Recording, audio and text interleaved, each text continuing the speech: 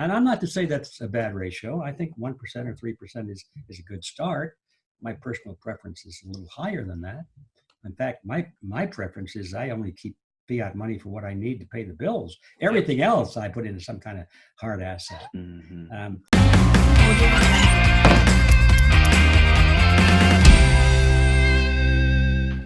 Hello, everybody. This is Jake Stenziano, host of the Wheelbarrow Profits Podcast, here with my co-host, the multifamily mentor, the coach, chef, the father of six, the best-selling author, the G-Daddy, Gino Barbo. Gino, how's it going? Mr. Stenziano, I'm waiting a long time for this. This is going to be a lot of fun tonight because we're bringing the pain tonight, right, my friend? We are bringing the pain. I am very excited about today's guest. Today's guest is G. Edward Griffin. Edward is the author of The Creature from Jekyll Island and founder of Freedom Force International. Now, Gino, I recently started reading The Creature from Jekyll Island, and I haven't been this pulled in by a book since the first time I read Atlas Shrugged, which you know is my all-time numero uno. So very excited about this. Without further ado, Edward, welcome to the show. Well, thank you. I guess I am the pain. If you're bringing in the pain and I'm it, well, that's it. That's all right. All I can say is I've been called worse things. So let's jump right in. Tell us why you wrote The Creature from Jekyll Island. Oh, well, I don't think I've ever been asked that question before. Why did I write it?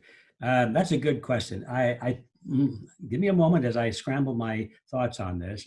I didn't intend to write it. I did it probably because out of a feeling of despair.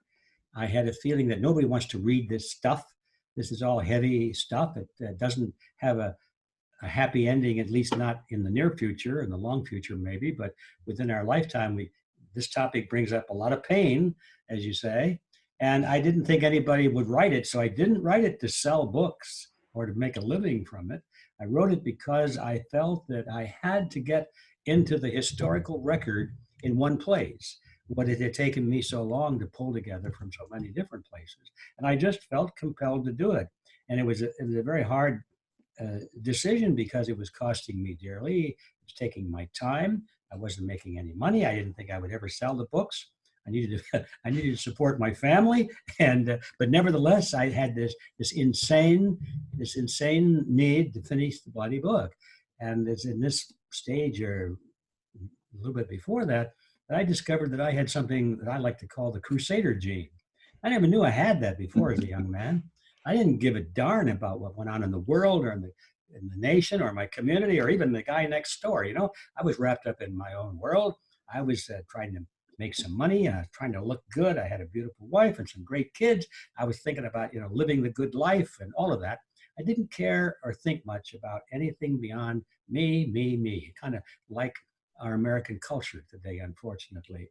And then when I started to discover the pain that you had aptly described it, that's out there, and that things were not going well, and I felt like I was on a train and I could see ahead and the bridge is out and the train is coming down the track, and I'm thinking, this is not going to end well unless I do something about it.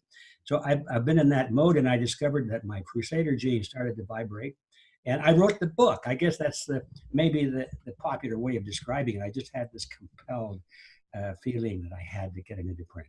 So Jake, Edward's new nickname is the purveyor of pain. That's the new nickname. So how long did it take you to write the book? Because, I mean, amazingly, Jake is not a reader, so he's going to listen to it on Audible. I mean, it's 21 hours on Audible. It's really, I love it. It's 24, Gino. Is it? I mean, it dives in and out, weaves in and out. How long did it take you to write the book, to get all the research done and actually get the book finished? I think if I took all the time together and lifted out the time that I was doing other things, probably about 7 years. Wow. Can you imagine taking 7 years, Jake, to write a book? There's a lot of research that goes into it. When you were writing this, what did you want the readers to get out of it? What are the main, topics or thoughts that you want readers to pull from this book? Well, I wanted them to discover the discoveries that I had done in the project of research. I had come to certain junctures where I had to reject old belief systems. That's kind of like what we now call taking the red pill. And I just wanted people to share the red pills that I had taken, and about, mostly it boils down to questioning authority, because most of the problems, even beyond the field of money and banking, no matter where you look, in the field of healthcare, in the field of education, in the field of politics. Everywhere you look, the most important aspects of our lives are built on certain belief systems. You know, we believe that, for example, our government, for example, we believe that our government is there to help us. We believe that the medical system is there to keep us well, and all of these systems. And we build on those fundamental beliefs. And then some of us, as we get older and stumble across the realities, we discover that, uh-oh, that was a false assumption, that there are agendas involved there, and they are not what we thought they were. And when we're controlled, in a sense, by our belief system, and that the system always comes from figures of authority. And so one of the first things I had to do that really shake up my orientation to the world in which I live is to question authority. It's hard to do because I came through the public education system. And boy, if there's one thing you learn in school, it's you believe the authorities and you do what the authorities tell you to do because they're the authorities, you know. And if you don't do that, you're not a team player and you're a problem, and you're rocking the boat and you're making it bad for everyone. And this idea of collectivism comes in. You've got to go along for the greater good of the greater number. All of that was programmed into us. And when you start discovering the realities, like in the banking system, which is our topic today, it shakes all that. And down come the timbers and the pillars, and you're sitting there trying to brush yourself off and think, uh-oh, it's not looking good. It means I am now responsible for my life. I cannot turn and say, well, these authorities are right. I just do what they tell me and I'll be fine. And okay, you asked me the question, what was my message? That was my message. I never said it quite that way, but I wanted people to follow along in my footsteps, what took me basically 7 years to travel. And I wanted them to do it in a couple of days, if possible, if they were interested enough to, you know, if they liked what they saw or they were intrigued by what they saw. I wanted them to come out the other end of a couple of days journey that took me 7 years to go through. That's about it. Wow. So you get in the book and you start talking about the Federal Reserve. In the book, why was the Federal Reserve created? Well, there's one of those differences between reality and illusion. All the textbooks and all of the accepted knowledge around us is that the Federal Reserve was created to protect us, created to help us, to protect us first against the big bad banks. And secondly, it was there to stabilize the economy. It was to make the economy such that it encouraged jobs and expansion of goods and services and to improve our standard of living. And it was to protect us against the loss of purchasing power and our dollar. And that's all for us, you understand. And so that's what the textbooks all say. So who would question it? But then as I said, I go back to my own learning experience, and I got to some point where I said, you know, if those were the purposes of the Federal Reserve, and I were to issue a report card as to how well it did, it would get failing marks on everything. It failed miserably. And that's when I realized, oh, I get it. Those were not its objectives in the first place. Its objectives were something else, and it succeeded in those objectives. So why do we continue on with the Federal Reserve and prop them up? And I think the internet should have shattered a lot of these beliefs, these old beliefs, because knowledge is out there. I mean, everybody can attain anything by going on and doing research. So why is the Federal Reserve basically not challenged at all?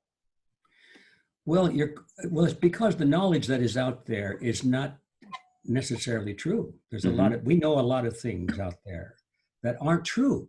For example, if you go to the internet and you say, what is the purpose of the Federal Reserve? You're going to find the textbook answer that I just gave. It's just for us. You're not going to find my answer because it's been rubbed out. It's been deleted from the internet. Wikipedia and all the search engines, Google, they won't allow the message that I have just delivered to be presented. Or if it is presented, it'll be described as, this is the conspiracy theory of some wacko that doesn't know what he's talking about. And besides, he probably molests little boys and he hasn't paid his income tax. And you should hear what he thinks about women. It just goes on and on. They start attacking the character of people who speak the truth.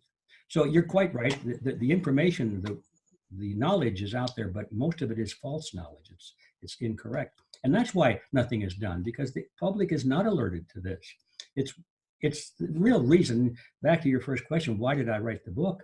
I wanted everybody to know what I had discovered. Now, if that were true, if a large number of people, and I don't mean 100%, I don't even mean 50%, I mean if 15% of the people, or even 5% of the people in America really understood what I've just summarized to you, the Federal Reserve System probably would be abolished.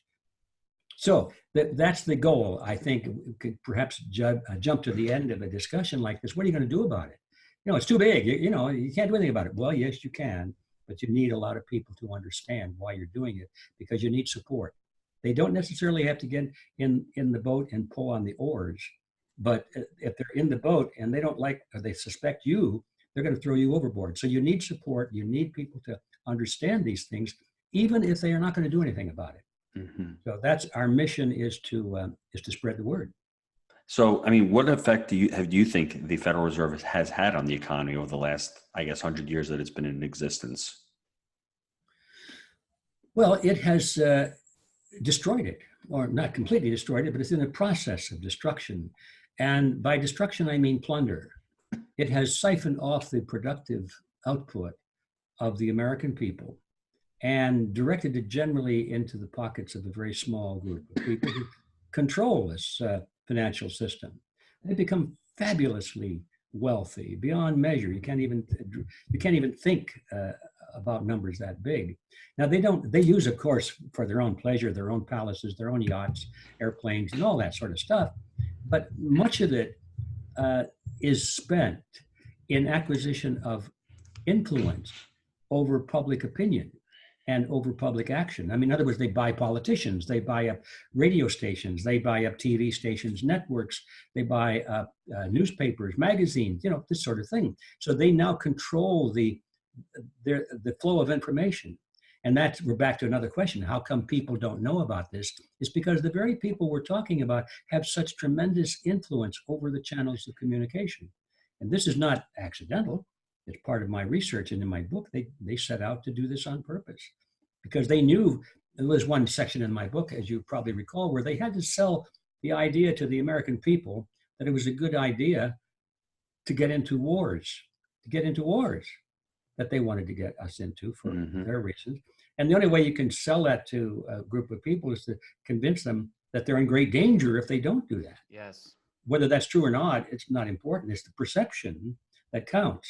And they had big discussions about this, these people did. They said, look, in order for us to do what we want to do, we have to control the flow of information.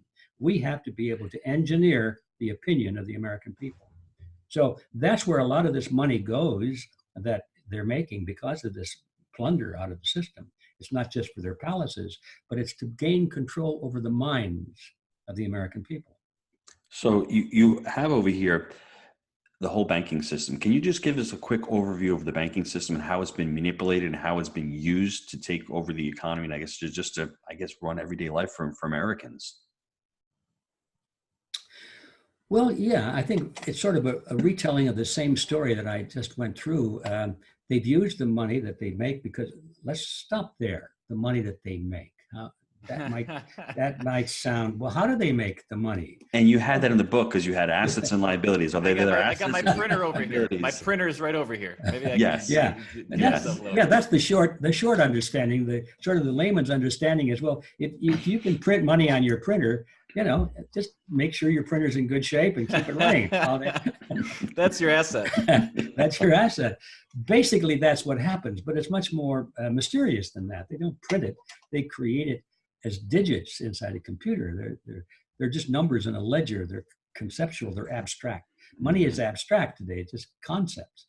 And the way they do it, of course, they have to have. We won't go into the accounting system because that's for accountants. The bottom line is they put money into existence out of nothing when somebody borrows it. Money is backed by debt. Now, the banks can create all the money they wish, and they do. They've got the capacity to create an unlimited supply, but it doesn't become money until somebody borrows it. That's why you get in your mail every day 3 or 4 invitations from some bank. Won't you take out a credit card? Or do you want a loan? How's your business doing? How would you like some instant credit? Banks make money on interest, on loans. So that is how money comes into existence, is when it is loaned into existence in return for something from the borrower.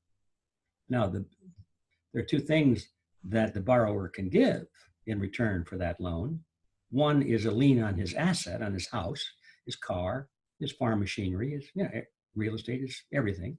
And so the bank, if you don't make your payment, they get all the goodies. They get the marbles. They don't have anything in the game. They created money out of nothing to loan to you. And if you don't pay it back, you get their tractor, you get their house and their home. And you didn't really lose anything because you created it out of nothing. You see how simple. It's a sweet deal. Yeah. Why didn't I think of this? Oh. Yes. That's how it works. And then the other thing that the borrower can offer as a basis for the loan is his promise to pay. And that's credit card money. Just, if you lose your credit is all you lose, which is substantial in some people's lives. So, and the banks just factor that in, is the loss of credit card debt is factored in as a cost of doing business. And that too doesn't really cost them much except on their balance sheets. It's a sweet deal. And it's hard to get your brain around it because it is so fraudulent. The first time I got a really good look at it, I said, this can't be so. How could that be? I mean, it's theft. It's a lie. It's a scam. And then the gods of the copybook hadn't even spoke to me. He said, yes, of course, I've been telling you it's a scam from the beginning and you weren't listening. And people cannot believe that the whole monetary system is a scam because it's so cherished. It's so revered. It's so respected. The monetary system, go down to the Treasury building. It's a beautiful building. They have guards out there that you're going to go steal some of this nothingness. Like it was, anyway, it's part of the illusion. They make you think that it's something that you can't understand. Mm-hmm. And you can understand it once you realize it's a scam. Mm-hmm. Then it's so simple. I had a financial planner talk to me about this about 10 years ago. He said, basically banks, let's say you have $1,000 and you give it to a bank and it's a deposit. They give you 1%. 1% of $1,000 is $1, right? $10. $10, I'm sorry. And they lend it out at 4%. They're making $40. So they're not making 3% on their money. They're making $30 on the $10 that they earn. They're making 300%. So you can see the velocity of money that they're making. They're making the velocity of money that's not even their money. And then they lend it out at multiples of that. And how they messed that back up in 2007, 2008, I don't know how you mess up that business model because it's really pretty hard to mess that It's really hard to do it. They're spending it like drunken sailors on a weekend. Well, and they're giving it to everybody that wants it. Well, they're using it. Look, as I said before, they're using this tremendous amount of money to buy up politicians and media and the educational system, all of the avenues that are necessary to control the minds of the American people. That's where most of that money is going. It's not just for pleasures. So they're planning on putting this all together and creating what they like to call, it's their phrase, the new world order. That's their word, their phrase for it. And so that's nothing but it's nothing but a prison cell for them. Mm-hmm. How can an investor use the knowledge from this book? I mean, other than the education and taking control of their own financial future. So for me, for instance, we homeschool our kids. So we don't go to the public school system. I'm financially free, quote unquote. I'm teaching my children financial literacy, but I'm only one. I'm trying to spread the word through Jake and Gino. How can investors out there reading the book start applying some of the principles you have in here? And what advice would you give them to take control of their financial future? Well, I'm really not qualified to give financial advice, but I can point out certain realities that are so obvious that I think anybody can figure it out. They don't need advice. Mm-hmm. And one is that the monetary system that we're forced to accept, the US dollar, is on its way out. Everybody can see that. It's just a question of when does it collapse? Mm-hmm. And how bad is it going to be? Well, history tells us that every time a nation adopts a monetary system that is not severely and rigidly backed by a hard asset, Like gold, yes. like gold or silver. Mhm. That's historical, but it could be any asset. It could be, but historically it has always been gold and silver for a lot of good reasons, which we don't need to go into. But it's got to be something that takes human effort to produce.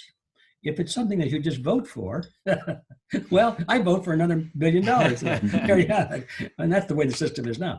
Every time a nation has gone for money that's based on a vote, the nation destroys itself. There are no exceptions. The economy collapses, and then they're overrun by competing civilizations and nations. It has always happened, and I don't think there's any reason to think that we've been given a get-out-of-jail-free card on this historical tableau. So it's a question of when, because this is not going to reverse anytime soon, and I keep expecting it to happen almost any day. I wake up every morning and say, well, what happened today? Did it happen last night or not? But it's not a question of when. It's a question. I mean, it's not a question. Is it now? We don't have to know. Is it going to be next week or next year or whatever? We just have to know it's going to happen. Mm-hmm. And once we get our brains around that, it's kind of like standing on the railroad track and looking down, and you see this headlight coming at you, and you can feel the ground rumbling. Okay, what do? You stand there on the track and see how it's going to turn out? No. If you're smart, you can say, I know what is coming. I don't know how long it's going to take for that locomotive to get there. It might be 3 minutes. It might be only a minute. All I know is I better get off the track. So with that analogy, anybody can see that we have to get our resources out of money, out of national currencies. And I make the distinction because gold and silver is really money. In fact, it's real, it's good money. Whereas national currency is fiat money. That's money too, but it's not good money. It's bad money because it disappears, it loses its purchasing power. So you have to get off of that track. So what does that mean? Most people don't have any resources, savings to do anything with. They're stuck. I'm sorry. I can't give you any advice or any knowledge, except that you're going to be hit by the train unless you manage between now and when the train arrives to put something aside that you're not consuming on a daily basis or over consuming, and put that as quickly as you can aside into something that is an asset other than fiat currency. But for those who have managed to save a little bit, I don't care what it is. If you only have 1% or 2% of your weekly salary that you can, or your income from whatever source, if you only had a couple of percent that you could put aside to get it off the track, so to speak, and invest it in, well, any kind of a hard asset. Most people don't have the experience to evaluate. Now, you could put it into stockpiles, for example, if you knew what you're doing, like uranium or molybdenum or some of these precious metals. You could buy art with it. You could buy a warehouse full of cheap white wine or something, if you knew how to market the wine. There are a lot of things you can do with your assets that would be better than staying on the track.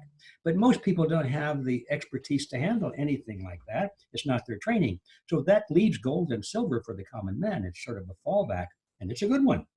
So that's about as far as I can go, is pick your asset, do everything you can to get some resources out of your cash flow in the daily routine of your life and apply that to stockpiling some kind of an asset of hard value.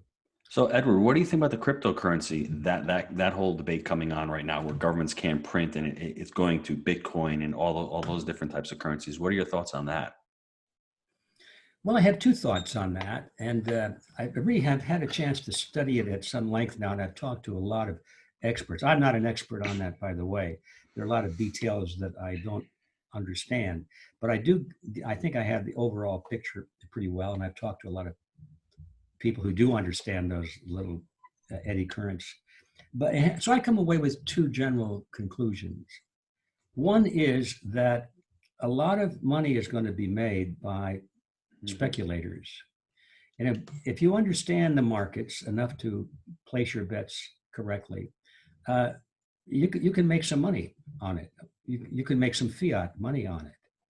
Notice I said you can make fiat money on it. Now, if you let that fiat money just ride and keep thinking it's going to go on forever, you will lose everything, because it will lose its value, as fiat currency always does. And secondly, the cryptos themselves are very volatile, at least at the present time. So it's a speculative investment, and I think it's kind of interesting. And I actually have a little bit of my assets over there. It's not very much compared to the hard assets, but because I'm intrigued by it. And I'd like to think, oh golly, I can turn $1,000 into $100,000. Wouldn't that be interesting? You know? So it's intriguing, but I really don't think it's a good investment for retirement or for somebody who is, the Widows and Orphans Fund or anything like that, because it's a speculation. We don't really know what's going to happen. But in the meantime, and by the way, I would add to that, if you're making money on crypto investments, take some out every week or month. Take your winnings out, so to speak. And you pretend like you're in Vegas and you're on the crap table there, you're on a streak and you're winning. You let it just all keep stacking up and stacking up.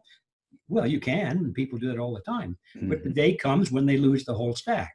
So if you're winning, if you're in a winning streak, and the crypto markets do go through winning streaks, so to speak, I would take some out and convert it into something of a tangible asset. And then if it collapses, oh, so are you? It's still won. Now, having said that, the cryptos themselves are not what I consider to be good money, because it's missing one of the most important qualities of what I consider to be good money, and that is it has no intrinsic value. Now, some people would argue with that and say, well, it's intrinsic because people will accept it. But that's not what I mean by intrinsic value.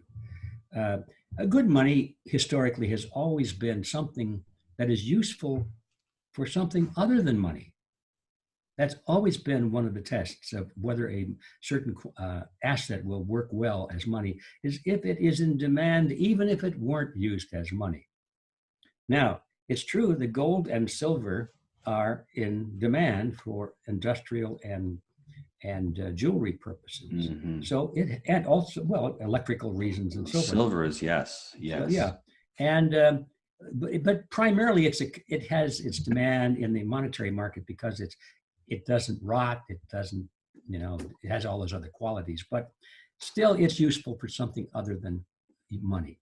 And so therefore, even if gold and silver were not to be in demand for money, even if the government said you cannot hold gold and silver coins, take a worst case scenario, you could melt it down and sell a block of gold to some jeweler who would use it in rings and so forth. So it always has that. So cryptos don't have that quality.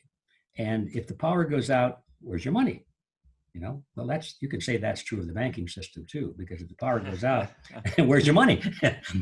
Let's face it, the banks, and here's an interesting thought, the banks today are operating on crypto. Think about that. Credit cards, that's cryptocurrency. It doesn't exist. It's all impulses. The only thing is it's somewhere in the system on the accounting ledgers. It says it's backed up by US dollars. But if you just take that away, everything else is the same on your credit card money. But if the power goes out, where's your money? If the computers in the banking system are not running, what happens to your credit card? It's not there. So that's one of the reasons that money, really good money, should have some value and be tangible, to have some value for something other than being money. So anyway, those are my thoughts. I don't think that cryptos are the challenge that they like to say against the beast. Because let's face it, the beast is very actively involved in the crypto market right now. China, yes. The biggest banks are just drooling over this because what they really want in the end game is a cashless society. What does that mean? That means cryptocurrencies, folks. They love cryptocurrencies. This is what they have always wanted. But I think they're playing the game of saying, oh my God, cryptocurrencies, what will happen if that should come to pass? And so the gum-chewing public says, yeah, Maud, I guess it's crypto is for us because, look, the banks don't like it. What Maud doesn't know is that the banks are heavily invested in it and designing their own cryptocurrencies as we speak. Yes. And they're saying we're scared of it because it's going to be threatening to us and we'll have to create a regulation in order to control it. Yeah. Exactly. Yeah. Before we get to the short answer questions, where would you tell people to get any more other type of financial education? I mean, your books are great and all, but where else should people get educated to become better investors, to really take control of their financial future?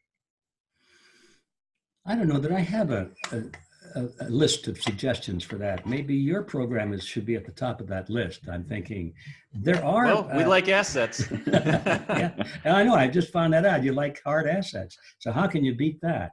There aren't many investors out there, professional, not investors, but professional advisors in the financial field that are recommending hard assets. They might yield to popular opinion, say, "Oh yeah, we recommend you keep 1% or 3% or something like that."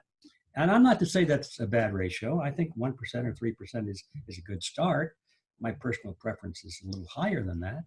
In fact, my preference is I only keep fiat money for what I need to pay the bills. Everything else I put into some kind of hard asset.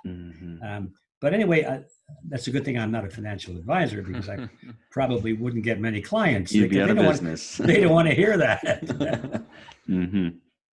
All right, gang, let's take a quick time out to hear from our sponsor. Hello, everybody. Jake and Gino here, and it's that time of year again. Rand Cares is looking to feed 20,000 hungry children this fall, and we can do it with your help. Our mission is to improve the lives of others by creating communities that allow people to become the best versions of themselves. Rand Cares was created to help further this mission.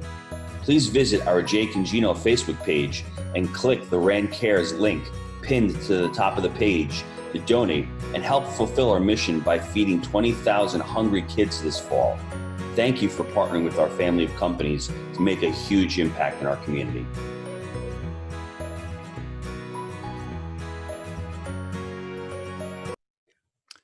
All right, and we are back. Now, bailouts. We touched on it a little bit. Do you believe that bailouts are the new norm? I think that bailouts are the old norm. We just didn't know it. The banks, ever since the Federal Reserve System came into being, have been bailed out by the Federal Reserve System. It usually wasn't described as such. It wasn't very much of a headline in the newspapers. It was back in the financial page. But the banks, and I have some record of that in my book, some of the biggest banks in the United States have been bailed out going back decades ago.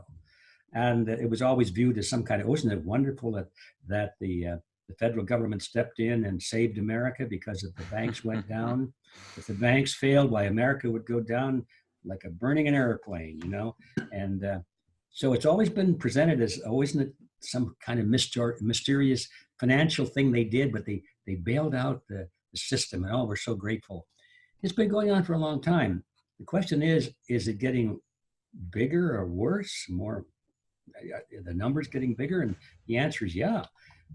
Of late, the last few months, they don't call it quantitative easing anymore so much. They like to, they have a new name for it. I forgot. They always come up with different names, but they're expanding the money supply and pushing it into the economy through loans, primarily to the federal government. So what we're really looking at is that the banks are creating money out of nothing. It comes into existence when they loan it to the federal government, so the government can spend it like a drunken sailor without having to worry about where it's coming from. You notice these bills that go through Congress, well, how much is that going to cost? Nobody's even interested in the cost. It doesn't make any difference. $1 million, 10 million, $1 billion, $1 trillion, ho-hum, I vote for it, you know? And the presidential candidates that we now see on television are talking about such grandiose programs. You know, a chicken in every pot was what FDR talked about. Now we're talking about a college education for everybody, and healthcare for everybody, and a big home for everybody, and 2 cars for everybody, and a vacation around the world for everybody, and you know, everything for everybody. And nobody questions how much it costs, because it doesn't make any difference. The system is such that whatever it costs, the Federal Reserve will create it out of nothing, just put a ledger on a book, and go through the motion of loaning it to the federal government. Government doesn't have to tax people for it anymore. They just borrow it from the Federal Reserve. And so voila, they have the money and they can start doing all of these things. But of course, the effect of that is horrendous inflation. The value of the dollar starts to crumble. And so Is this a norm? Yeah, it's a norm, and it's been the norm for a long time, but it's ramping up now, and I think it's coming to the point now where it's kind of like an exponential curve. You know, you can go a long time on an exponential curve and not notice, but it always increases in the angle until finally you get to the point where it's going almost, and then finally yes, almost, and then finally it's going straight up. And I think we've come to the top of that point now, almost to the point where it's going into a straight climb. That means the end is nigh, as they say. I feel like that cartoon character of, you know, guy with the robe up on top of the mountain saying the end is nigh. Yeah, the end is nigh when they start into that curve, that exponential curve of creating billions and trillions of dollars almost by the hour. It just can't go on. So that's the norm right now. So when you have candidates that want to propose a $52 trillion Medicare for all over 10 years, which is actually going to double what our GDP is, we're $4.4 trillion budget right now, and they want to double that, and there's not even that much of a pushback to that, and they don't even have to talk about their plans and discuss it. That should even qualify the person to be elected. And we're having a discussion where that person's a front runner in a political party. Everything you've said has resonated completely, and if they don't believe what you've said for the first 40 minutes, that fact right there alone should say everything you've said for these last 40 minutes is complete and utter truth. So I totally agree with that. For somebody to mention that plan and not have any numbers, and 52 trillion, but not 52 trillion, it'll be 60 trillion, and we're going to lose 2 million jobs, and we're not going to tax anybody. How does that even make any sense? It doesn't. Well, it does in the sense that they won't tax anybody, but they'll take it from everybody in the form of inflation. Mm-hmm. In other words, instead of paying $2 for a loaf of bread, they'll pay $200 for a loaf of bread, or $2,000. It doesn't make any difference. You took my next question. I was going to ask you how inflation is squeezing the middle class, but you just served that up on a toasty bread platter for us there. So that's how it works. Yeah, it's so simple. Yeah. So in the book, you discuss the trade deficit isn't hurting us until other countries stop wanting our dollars. What happens if and when the other countries stop desiring the dollar? Well, I think it depends on how many other countries stop wanting the dollar. We already know the answer to that when some countries stop using or wanting to use the dollar. We invade them. We declare that they're terrorist companies, and we destroy them in the name of fighting terrorism. I believe that the primary reason that so many countries are still accepting American dollars is because they're afraid of the US military. They know, I mean, maybe newspaper readers don't see it, but real observers understand that anytime a nation starts saying, we're not going to take US dollars anymore, and we're going to start accepting international currencies, all of a sudden they're declared as a rogue nation. And the press starts pumping out stories about how terrorists are coming from those countries and how bad the dictators are in those countries. Of course, the dictators are bad in all countries, but we're selective. We are really concerned about the dictators in countries that are talking about rejecting US dollars. The ones that continue to accept US dollars and US influence, we don't condemn them, and we invite them to the White House. But the minute they start talking about rejecting US dollars, they're mankind's biggest enemy. And they whip up the emotional feeling among American voters that we've got to do something about that, because these are really bad people. Look what they're doing to those children and those women. And so then they said, well, let's have a war. And oh yeah, we got to have a war because we're on the side of righteousness. So we have to get rid of these people.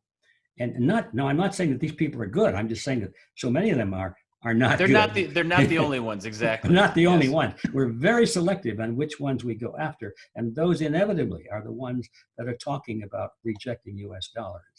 So now your question is, what do we do when other nations stop using US dollars? The answer really is, well, we invade them and destroy them and replace them with our own people who will accept US dollars. But if there are a lot of them that do all of that at once, we're through. That's it. Mm-hmm. Man, that's you're not going to hear that in many places, folks. Let's be real about that. Want to touch on the Fabians a little bit. I mean, going through the part in the book about the Fabians. Who are the Fabians? The Fabians. Well, there are those that belong to the Fabian organization in London, and then there are those who don't belong, but they're still Fabians. First of all, the Fabian Society is a real organization that was formed, I've forgotten, a couple of hundred years or so ago in London, and their whole purpose was to promote the concepts of socialism internationally, formed by a lot of very wealthy and intellectual people, and they grew and prospered. They were intellectuals and wealthy, the elite. And these are the kind of people that, wore silk hats and walking canes on the street and so forth. They were the bankers. They were heads of all the financial institutions. They were people who were like the prime ministers of the country and so forth. These were the top elite people. Some very well-known writers were involved. And so the Fabian Society was dedicated to the advancement of the concepts of, they called it socialism. And it was socialism, but in today's understanding of all of this, I prefer the word collectivism. Collectivism is the basic word. It's socialism is a variant of collectivism. Nazism is a variant of collectivism. Fascism is a variant of collectivism. So, but anyway, they were talking about socialism, which is collectivism. And it grew and prospered, and some of the prime ministers of Great Britain are members of the Fabian Society. I think Tony Blair was a well-known example, member of the Fabian Society. I visited London some years ago, and I wanted to find the Fabian Society. Well, I found it very unimpressive little place on the second story of a little brick building, had a sign out there, Fabian Society. I took a picture of it, prove I was there. Didn't look like anything, It was mostly, it's a think tank. There were probably some secretaries. This was the Sunday and I didn't get in there, but anyway, it was a little place, but it's very big in its membership and its influence. The Labour Party is dominated by Fabians in Great Britain. They're all Fabians. And the principle of the Fabian Society is world conquest, to bring about collectivism, which means control from the top down in the name of the greater good of the greater number. We control society because it's for their own good. They're too dumb to make decisions for themselves, so we let them think they're in charge. We give them this thing called democracy, give them the vote, but who they vote for doesn't make any difference because we control all the candidates. That's basically their belief system. They believed in taking over a country from the inside, not conquest from the outside. And so naturally, that has a lot of appeal to a lot of tyrants around the world. So Fabianism has spread. We have a lot of Fabians in the United States. They may not be members of the society. They don't pay their dues, but they believe exactly the same. So there are two kinds of Fabians. There's the membership and then the spiritual ones. And anyway, Fabianism is universal. It's, I would say most of the people in Washington, D.C. in spirit and in ideology are Fabians. So you think it's winning then? You think it's winning and spreading right now? It has won. It won decades ago. It already became the dominant philosophy in every country in the world. It's what we live under. It's not winning, it won. Our job is to reverse it. We have to fight back now, and we have to overcome it. We have to topple it. It's there. What are we living under? It's Fabianism. We have, you can call it socialism if you wish. I get a kick out of these poor kids out there demonstrating on the streets that we got to, get rid of these banks because capitalism is destroying the world. We haven't seen capitalism in the world in 3 decades, and that's since the beginning. They're calling for something that's already here. They're calling for something that's here. We've got it, folks. And all they want is more of it. And so they call the present system free enterprise capitalism. It ain't here, folks. Look at the rules on the books. You're not free to do anything. So you ask me, are they winning? Yeah, they are. Gonna transition a little bit here. You talked a little bit in the beginning about red pill. So there's this red pill, blue pill school of thought. Can you explain that to the listeners? Now I'm on a favorite topic of mine. Because because, and just this coming weekend, right up in a few days, we're putting on the Red Pill Expo in Nevada. And we've got speakers from all over. They'll be talking about exactly the kinds of things we're talking of here. We're talking about the difference between illusion and reality. And I think I started off earlier by saying, as a young guy, I had a lot of illusions. The things I've said here today about, who's winning, what happens if they stop taking our money, those are that's painful. I'm Mr. Pain, you're right. If I had heard that like 30 years ago or 40 years ago, I would have said, oh, come on, no, not at all. I would not have been capable of even considering that it was true. So why is that? It's because I had never heard it before.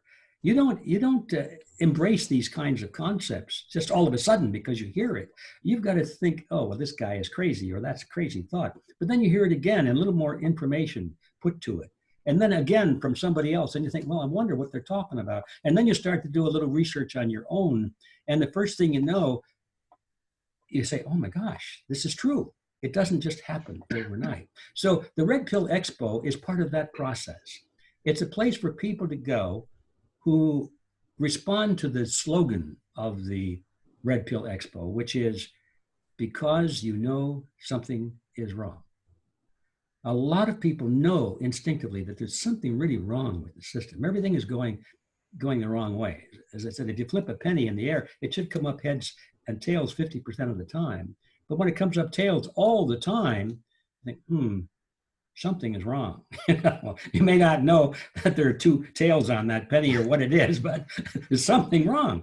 And I think most people instinctively know that the way the system is deteriorating and all the crazy things that are happening in the media and the wars and the violence and the hatred and the divisions that we never had before, they know something is wrong. That's intentional though, is it not? Well, that's what's wrong. Yes, it is intentional. And we have to find out why and who's doing it and why are they doing it? Division is the New World Order. Division.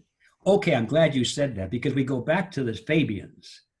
The Fabian society had a stained glass window in their original home. I have a photograph of it. And it shows a couple of their members hitting the earth. It's like a model of the earth, probably about like this big, and it's sitting on an anvil, and they've got huge hammers, and they're striking the earth. And then there's the explanation underneath it, and that comes from the line from Omar Khayyam. I don't remember it exactly, but they said, if thou and I which conspire, would we not have something for the heart's desire? Would we not smash the earth to bits and then rebuild it to the heart's desire? That was the line that they quote, yeah. They believe that in order to bring about socialism or this new world order of collectivism, they have to smash the world to bits. They have to destroy the existing system. And then when everybody is desperate and they have nothing to worry about except survival, no time now for intellectual discussion. It's where am I going to get my food, my shelter? How do I protect myself from these killers that are around me? Just survival, raw survival. Now they can rebuild the system to the heart's desire. That is the strategy. And that's the importance of the Fabians. That sounds like Hitler's playbook. That sounds like what happened after World War I and World War II. And it sounds like in a lot of different societies and the collectivism that you're talking about. Wow, it just runs right itself back to it. Yeah. Wow. Yeah, it's hard to believe unless you know the history of these things. It's hard to believe that the people in high places are deliberately trying to destroy the existing system. That's their whole mission, just to destroy it. Not you to have to look anything. to history, though, because people may be listening to this saying, this is far-fetched, this is out there. Look 70 years ago, to Gino's point, or whatever the case, these things repeat themselves. So yeah, that's right. Well, they do repeat themselves, but with the exception today, we have some modern technology, mind control, mass communication, the internet, radio, television, all kinds of things. So it's the same principles are at work, but the time frame has been accelerated. Things can happen much quicker now than they did. Jake, I wanted to jump in and ask Mr. Griffin about communism. He wrote in the book on communism how it fell back in '89, and they really didn't fall. They turned into what we call today the social democrats. You hear them out today. That phenomenon. I mean, social democrats is basically socialism in and of itself, correct? This is part of their mantra where they want to take over, where they're smarter than you. They're telling you what to do. This is part of the plan, correct? I mean, communism never went away, and you can see it's growing. And even China's a communist country, posing as capitalists, and they're really controlling everything. So it is, I don't know what the question is, but is that part of what you're talking about, how everything's sort of fitting into itself that way also? Well, that's exactly what I'm talking about when I was saying that there is a generic word for all of this, and it's collectivism. See, that's the generic word. Communism, fascism, Nazism, I don't care what you call it, it's collectivism. So if you say that the communists said that, no, we're not going to be communists anymore, we're going to be social democrats, what did they say? They said, we're not changing. That's what they said. Now, just taking their hat that said communist commissar from the front, they're turning the hat around and it says social democrat on the front, but it's the same head underneath the hat and the same policies and the same procedures. Gang, let's be honest too. This is the fear is, this is not a discussion about greed or we're losing our freedom or anything other than the end result with this stuff always ends up in mass death.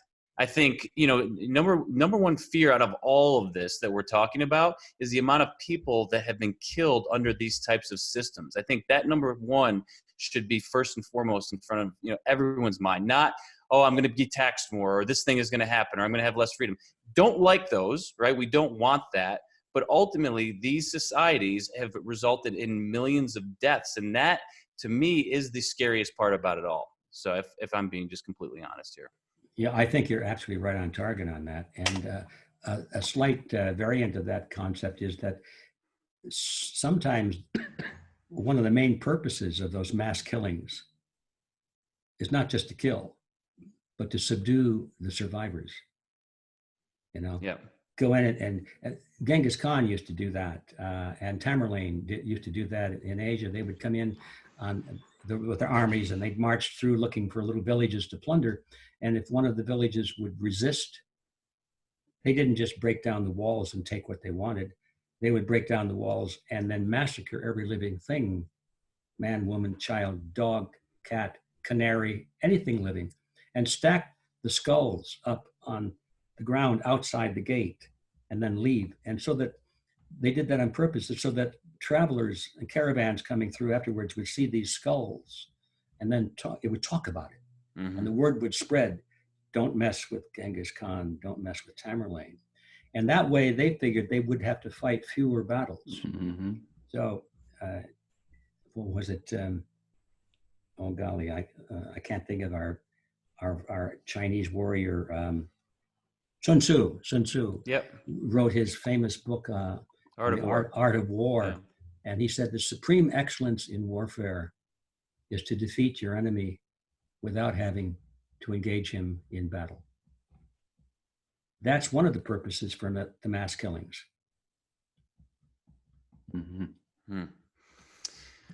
Oh, heavy stuff tonight. That's for sure. So, okay, tell us again about the Red Pill. It was an event, and then other ways for folks to get a hold of you before we have to hop off here tonight. Yes, well, I hope the message gets through in time. The event is in Mesquite, Nevada, which is a little bit north of Las Vegas. You can fly into Las Vegas to get there, and there's a shuttle service that goes out there. And it's called the Red Pill Expo. And we have speakers, I wouldn't even take time. You have to look at the list and see who these fantastic speakers are. We've got a guy that says, he's going to explain why he's no longer a communist professor at New York University, for example.